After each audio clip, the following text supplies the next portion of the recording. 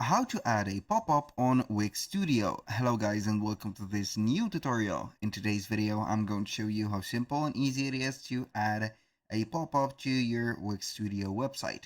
So we're going to head over wix.com, sign in for an account, and then we're going to choose a website dedicated or have at least the tag or the label of built on Wix Studio. Select the website, you're going to find a dashboard just like that. Now, once you are going to be on the dashboard, make sure that you're going to be on the setup or the home page to get the access to the editor by clicking on design site. As you can see here, we have the access to it. I have preloaded my website. Now what we're going to do basically is going to be very easy. The pop-up are going to be related to the light boxes. So we are going to add a light box and then we can go ahead and design it. We're going to head over to the left side of the screen, click on plus or add element from here. We're going to select from these elements, layout tools. From here, select light boxes. Select one of the light boxes, maybe like this one. I can go ahead and add it like that.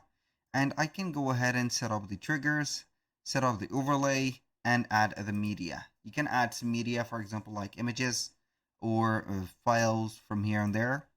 Set up the triggers for the light box. You're going to put the name for it.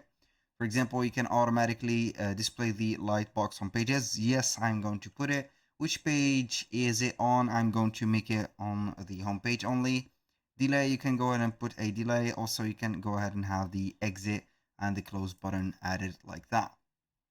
So for the setup of the overlay, you can go ahead and set that clicking is going to take the light box off.